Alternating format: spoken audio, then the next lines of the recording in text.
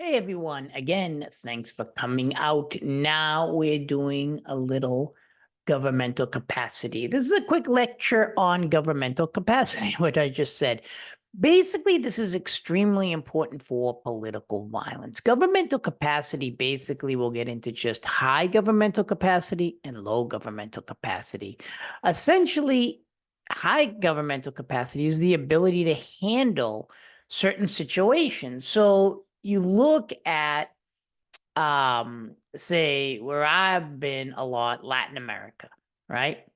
As you'll see in the movie Salvador, the government had a certain level of governmental capacity, but as the guerrillas gained more power, it began to lose that governmental capacity because they didn't know who the guerrillas were. When I say guerrilla, that's like people trying to overthrow the government.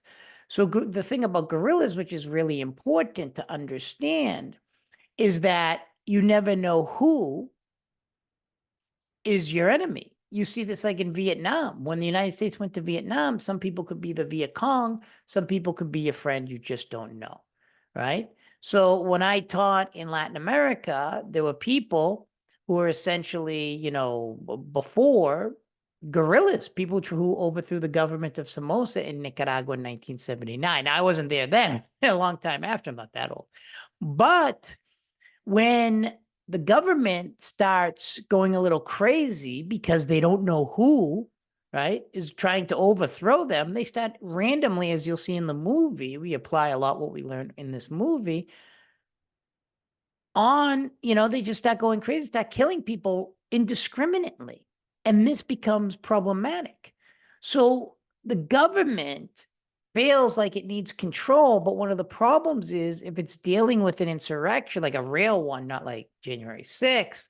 When I say not like January 6th, I mean they didn't really seem to have the capacity to overthrow the whole government, but people died and stuff like that. We recognize that. But like a real insurrection, like say Vietnam, Nicaragua, El Salvador, just a broad spectrum of places. Obviously, China in 1940s when Mao Zedong took over. The government starts to lose its capacity. This is problematic because then the guerrillas can get an upper hand.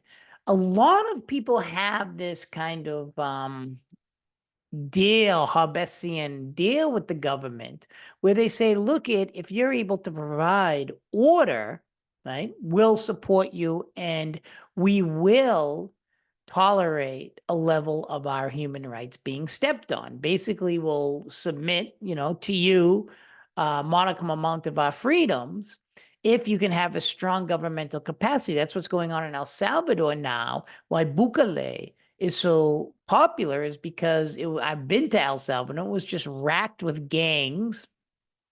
And the government has really cracked down on these gangs to the extent to which people actually feel safe. I was even talking to some lefties, and I stress lefties, so like not conservatives, who went to El Salvador and couldn't even believe how much they liked it. Like they could take out their phone and no one was, robbing them, etc. So that's why he's very popular, because as Tilly talks about governmental capacity, the government has really cracked down on the pandilleros, those are gangs, and people start saying, yeah, this is a stronger governmental capacity. The same thing with Peru, with Sendero Luminoso and other groups, Tupac Amaru, when Fujimori was president, and then he ended up going to jail after.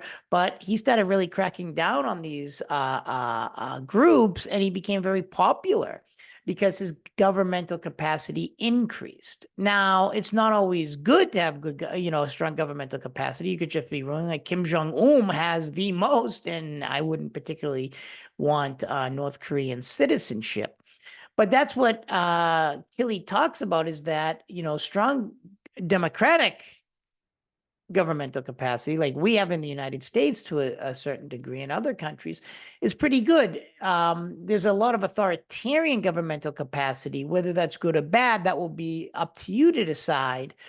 But, some countries prefer a little, strong hand that has safety.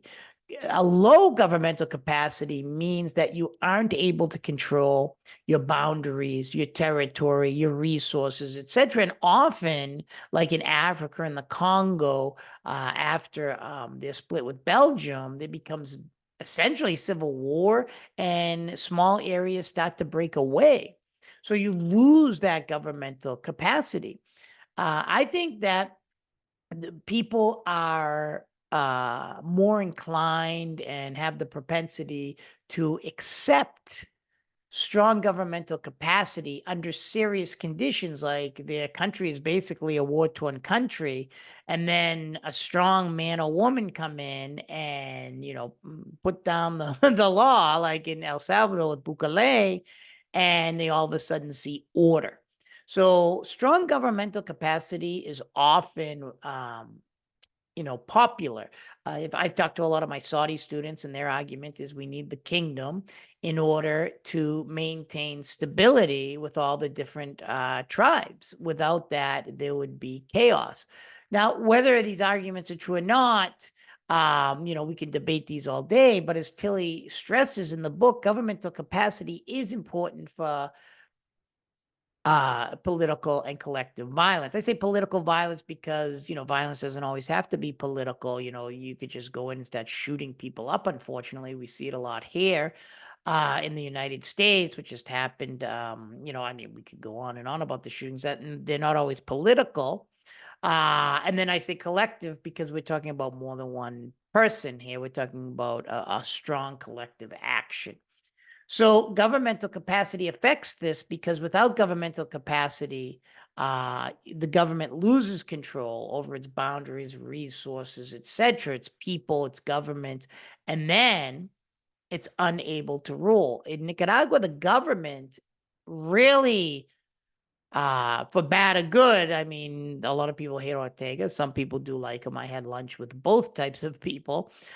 Really took over and cracked down and created quote unquote stability. How long that stability will last is depends on a lot of things, because then if you have too much strong capacity, you might start fueling even more hatred for you, and then off with your head, you get overthrown.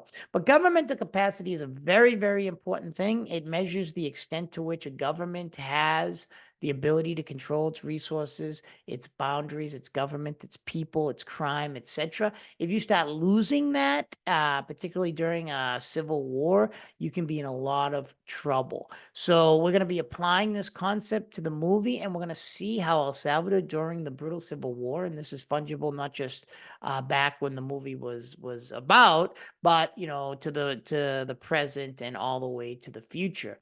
So thanks for listening. And again, if you have any questions, hit that community forum so everyone can appreciate what you say and actually chime in on your comments and learn a lot. Take care, everyone.